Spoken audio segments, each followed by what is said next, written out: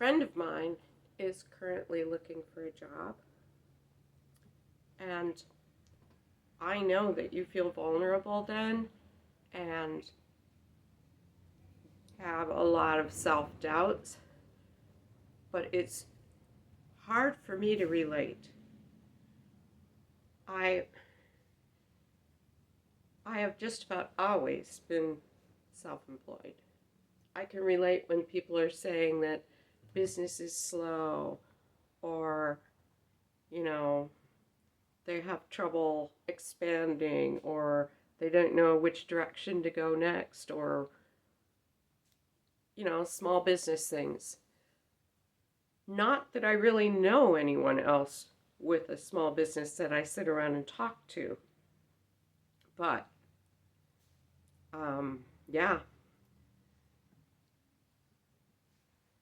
my friend had is a teacher and he has done uh, he's taught at some good places, but he decided to move and he was trying to find a starter job. So he got a job at a private school, and their academic level, their their rules, I don't know. It was so low. He was supposed to pass them no matter what they did, even if they didn't even show up for class. And he stuck it out a while. I don't know if he quit or got fired. We didn't go into that. Anyways, since I've been emailing back and forth with him, I've been thinking a lot about why I like self-employment or have to do self-employment.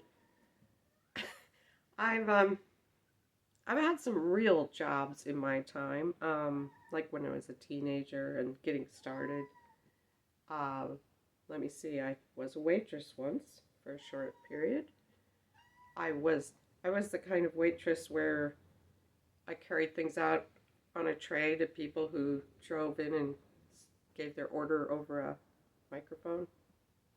I got a $10 tip once because someone's dog jumped out of their car and I caught it. Yeah, well, anyways, that was the highlight of my career as a waitress. um, I worked in a dime store. Um, what else did I do? Oh, my career as a corn detasseler. That lasted about a day. Uh, I was really too young and I talked my way in. I can do it.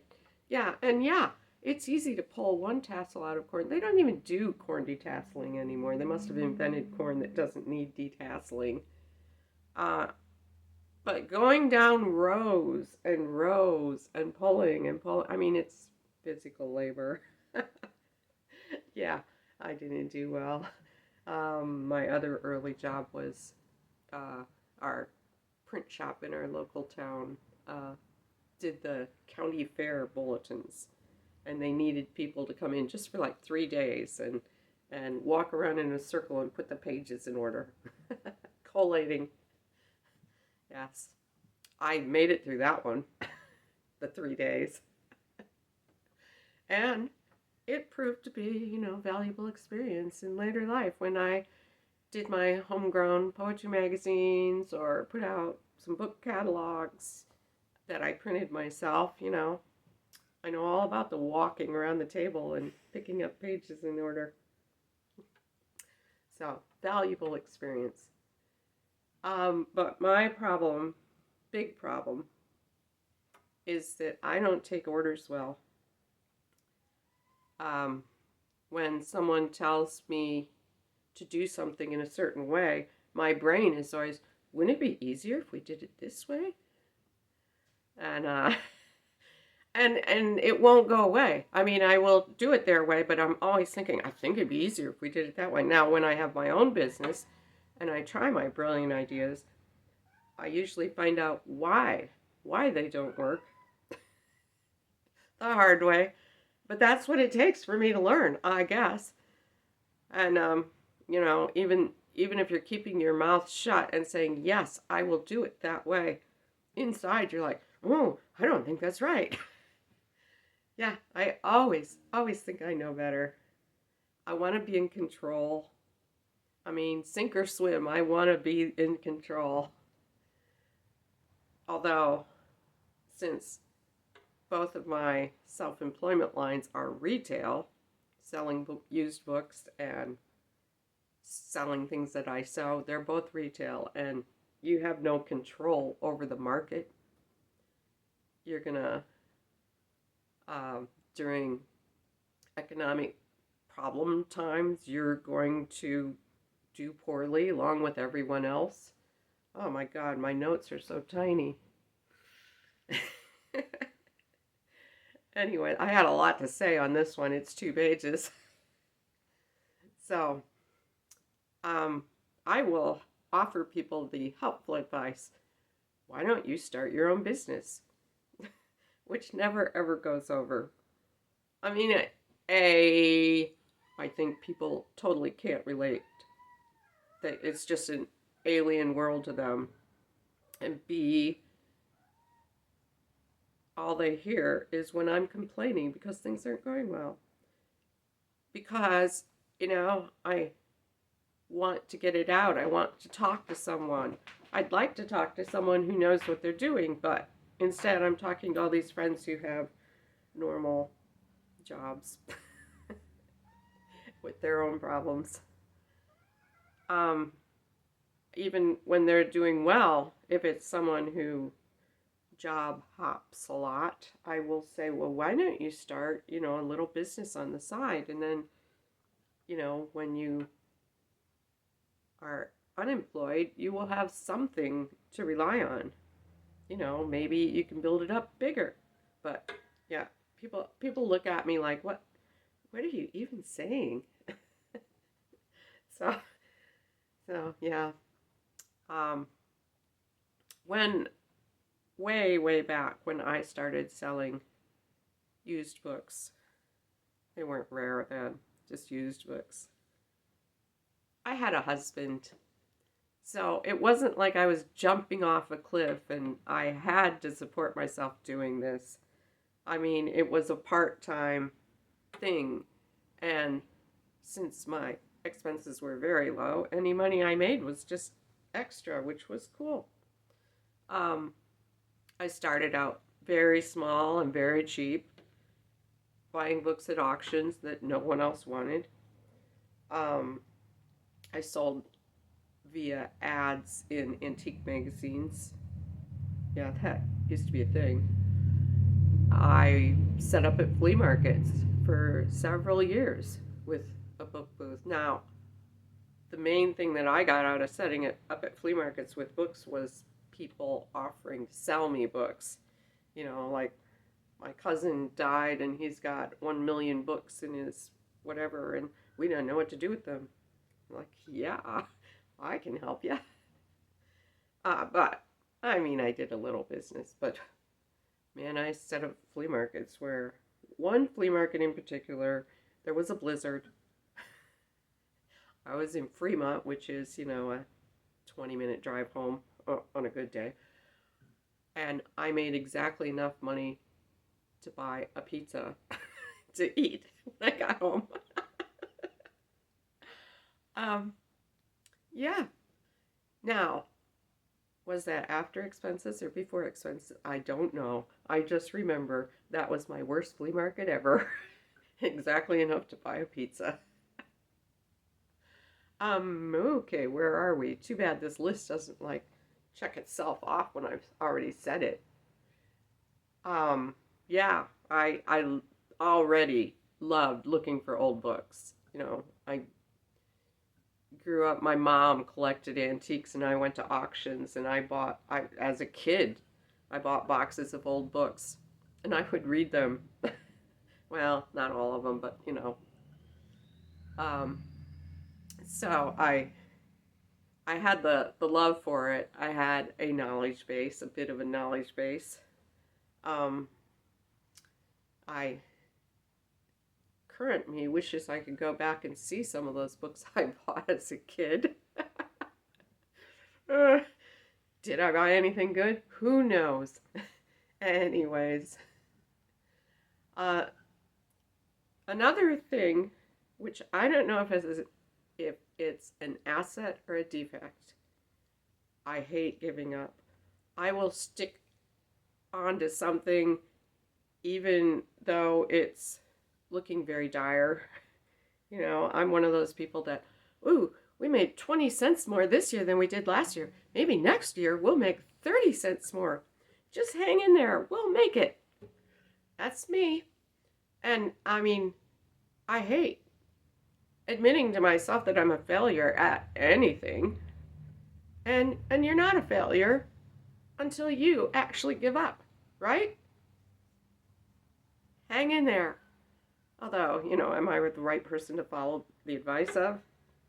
Even if you like have a bigger small business, a real small business where you have employees and overhead, um, and you like go bankrupt and fail, you haven't failed. That part of your business has failed, but you can start again. You can build it back up, right? That's my thinking. You haven't failed until you give up. Um, I started very small. I started with one auction, and my husband was right in there with me, like, yeah, let's do this. Um, no one was bidding on the books, and we bought boxes and boxes of. I think we had to. The auction was in Green Springs. I think we had to haul some books to my mom's house and then take them home in different trips. We only had a car. We didn't have anything bigger. Um, yeah, and then trying to sell them back in those days before the internet, pricing books. That was fun because you knew nothing. And, you know, well, not you, me. I knew nothing. I I started slow. I learned as I went along. You really learn when you put out an ad and you get like 50 calls, all wanting to buy the same book, which you realize at that point that you woefully underpriced. But you live, you learn. Uh, yeah, I built up the business some, and I started specializing. I loved kids' books because I was once a kid. Some people grow out of that, I guess. And I really loved old series books, Grace Harlow and no stuff. I mean, the predecessors to Nancy Drew, the like 1890s and 1900s series books. But because when you're buying all the series books you can find, you are buying the later series too, and you certainly learn which ones are more desirable. And back then, there were specialty magazines for series book collectors, boys book collectors, girls book collectors. You could put ads in them. Um, yeah. And like I said, we put out little catalogs that we made ourselves and collated ourselves. Um, yeah. Next. Oh, yeah, I built it up to the point where I had an actual shop, a bricks and mortar store.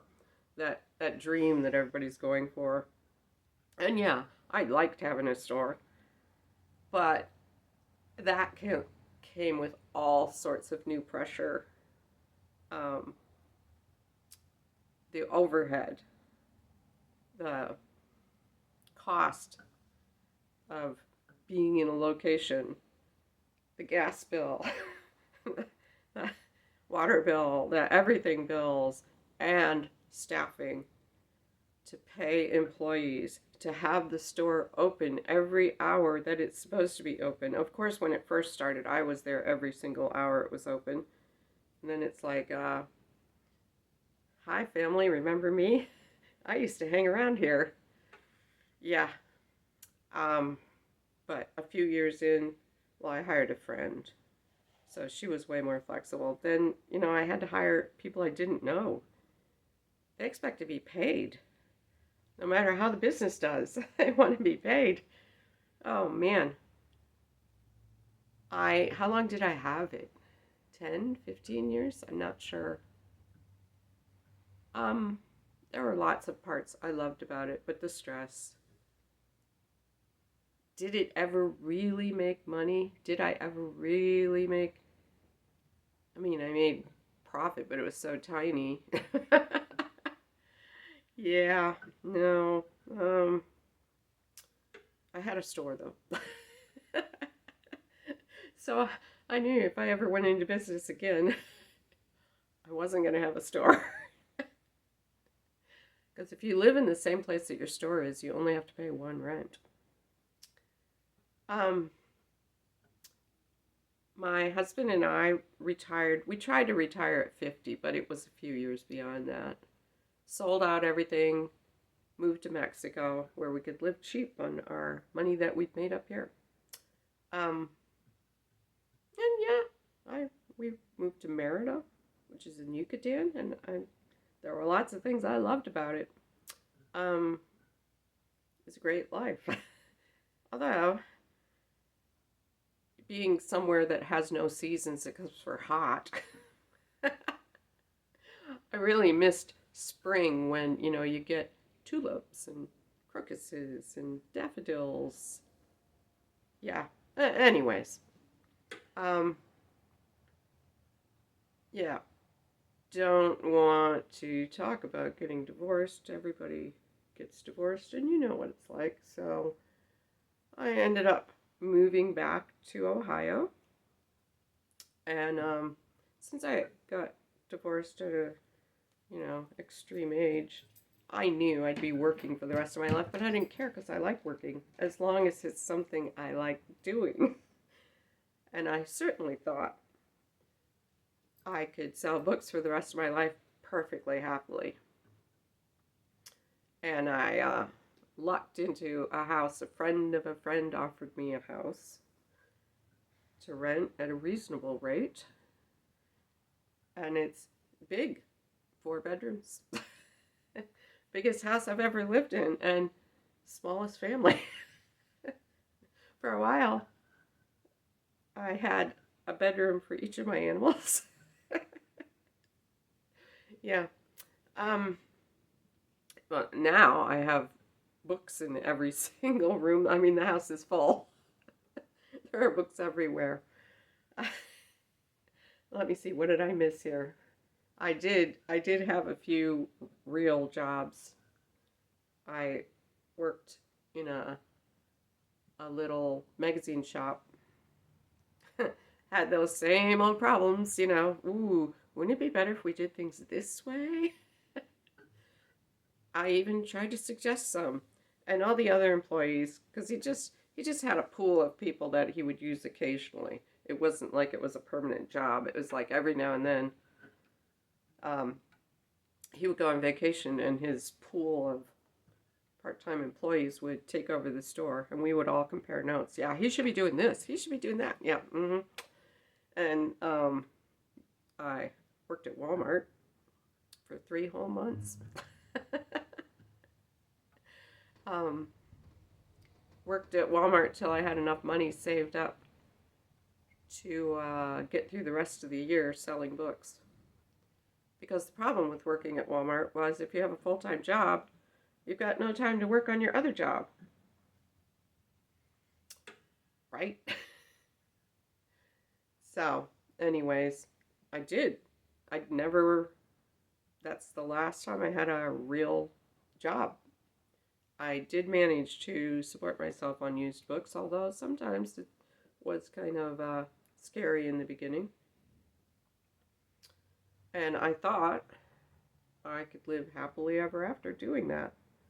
But then along came the, am I allowed to say pandemic? Well, the pandemic came along, and my way of purchasing books dried up. Auctions changed. and the auctioneers liked selling online.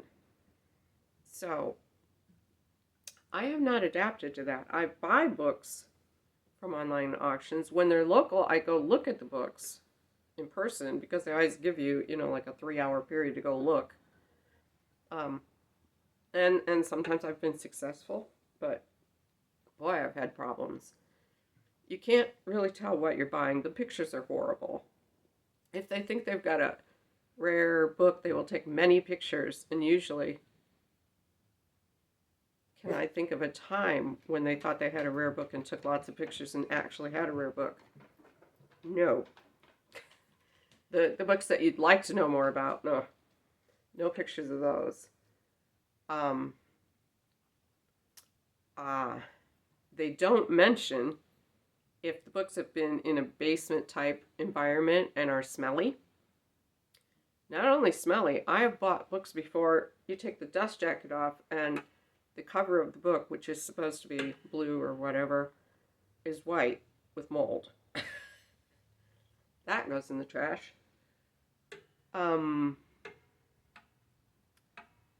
I've had buys where I've not been very happy with the books, but I've never had one where I haven't managed to pull myself out of it and at least make back the money I spent on the books.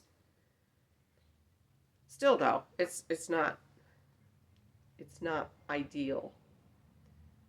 The main thing is I can't carry masses of books quickly.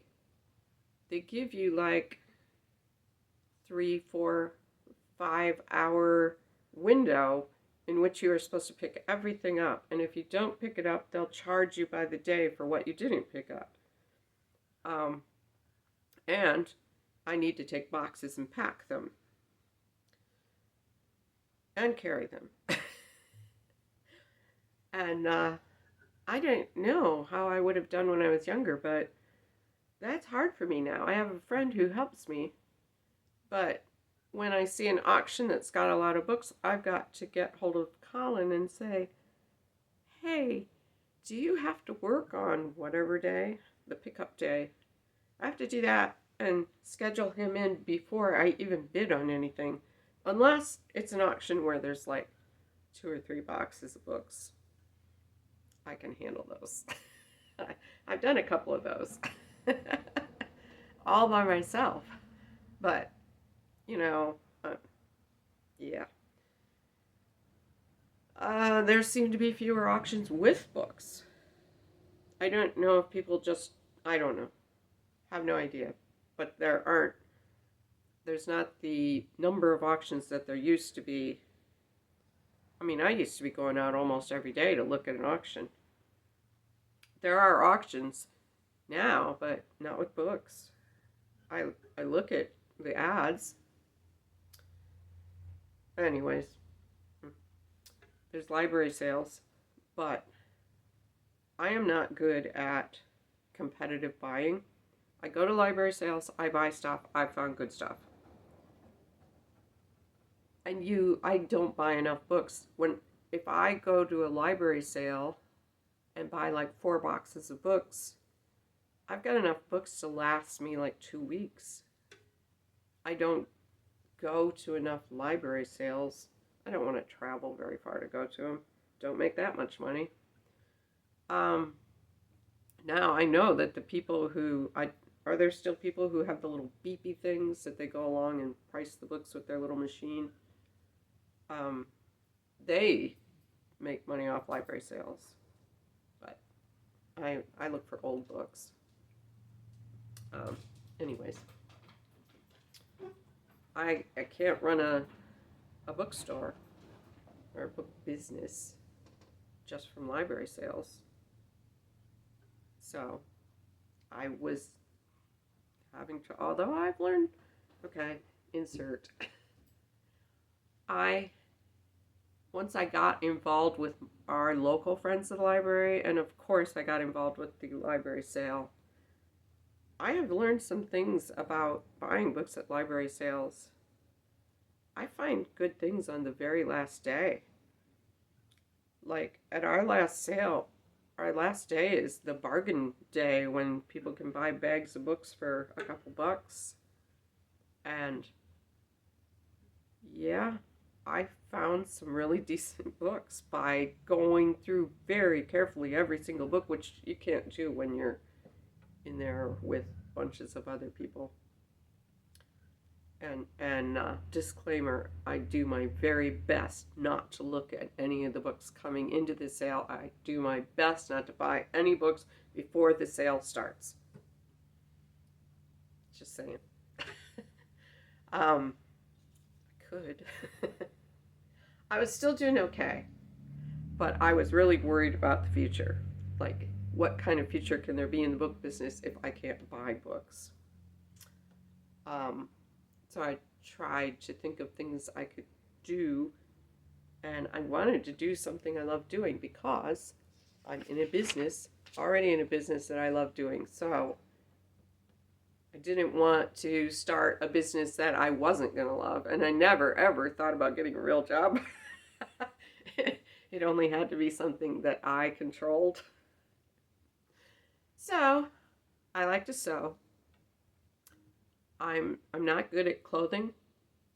I mean, I get the concepts, but nothing works on me because I have such a weird figure. So I've never developed skills that you need for clothing.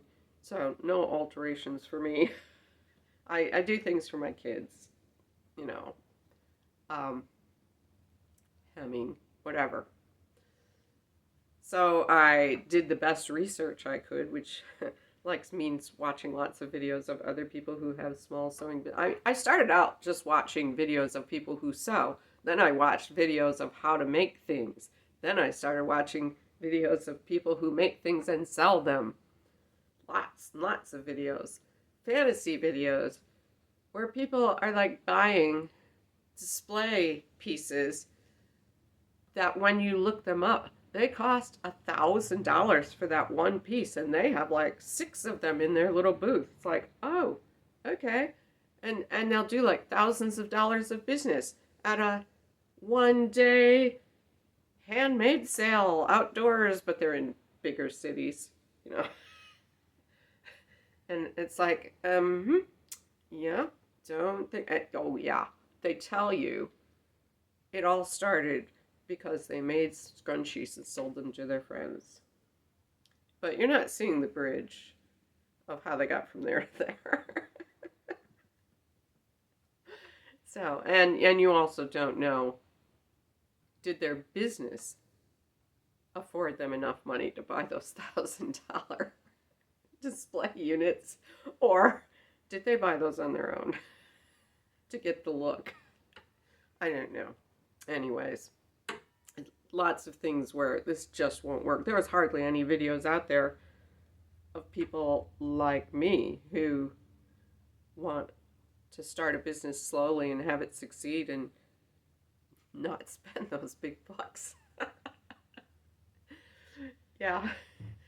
Lots of things about the book business do not relate to the sewing business. For instance, I, over the years, have developed my strategy of specializing in unique books. I pick up things that look odd, that look like no one else has them. Not no one, but, you know, that they're scarce at least. They may not be valuable, but there are not very many copies of them.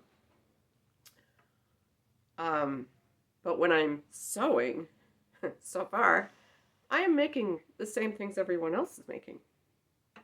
I use a lot of unusual fabrics because, you know, flea market me is like old fabric. Ooh, yeah, I buy vintage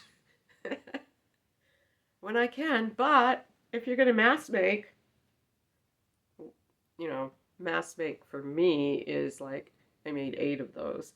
But yeah, you can't do very much with vintage fabric if you're going to make a lot of something. I will pick up cool vintage fabric and maybe make 3 bags, and that's all.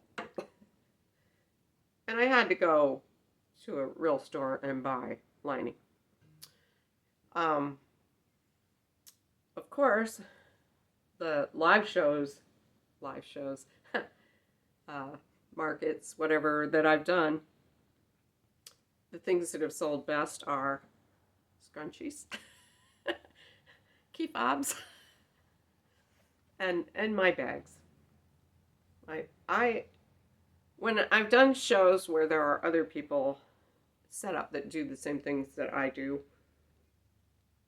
I have a better tote bag design, basic design, than most people just use the bog standard like bag with two handles. And I have one where you use contrasting webbing, and you've got pocket, the webbing goes up the sides of the pockets. Yeah. I mean, it's not like this is my design only, but most people don't make those that I've been in shows with. So I try to use cool fabric. Yeah, so this is my first year of really trying to sell. Entering into my second and trying to do goals, which I already talked about. I want to move into making things that are more unique. Oh yeah, I say a lot. Don't ever listen back.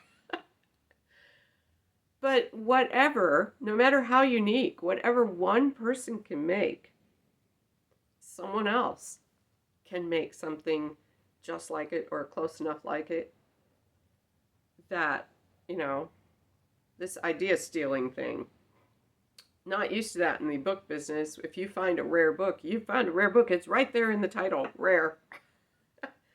So that's something to get used to.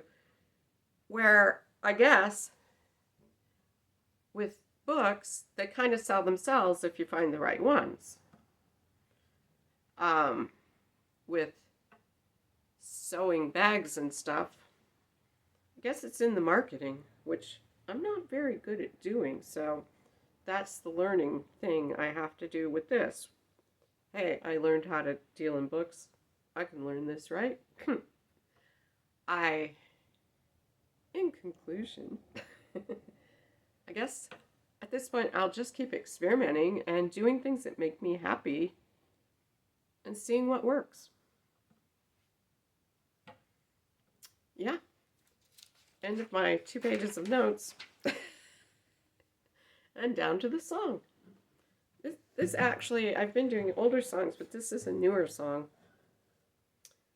It's our single that's out right now. But not like I'm going to do it, because I only know 6 chords and don't do solos and, yeah, screw up all the time. Haunted by History.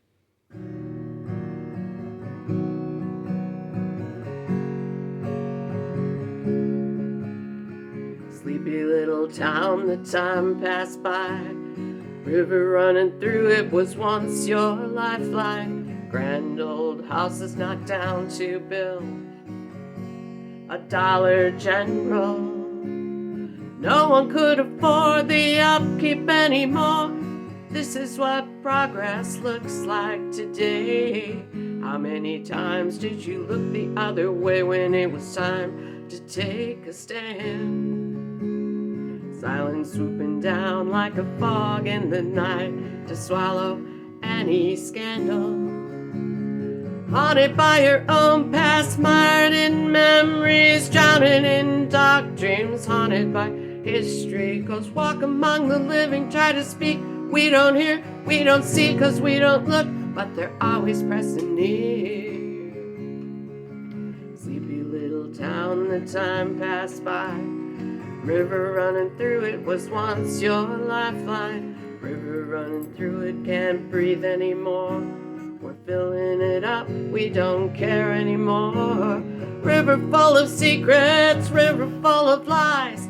Poison in the water, slowing down the flow. How many times did you look the other way when it was time to take a stand? Silence swooping down like a fog in the night to swallow any scandal. Haunted by your own past, mired in memories, drowning in dark dreams. Haunted by history, goes walk among the living, try to speak but we don't hear, we don't look. Sorry, we don't see 'cause we don't look, but they're always present near. Finally, quiet little town, the time passed by. People driving through it don't see the dark side. People falling under that small town spell. They don't know the secrets the history books don't tell. Making up pretenses, service with a smile. Swallow up the bad thoughts, go the extra mile. How many times did you look the other way when it was time to take a stand? Silence swooping down like a fog in the night to swallow any scandal. Haunted by your own past, mired in memories, drowning in dark dreams. Haunted by history, 'cause walk among the living, try to speak but we don't hear, we don't see 'cause we don't look, but they're always present near. Okay, it wasn't great, but there you go. Thank you.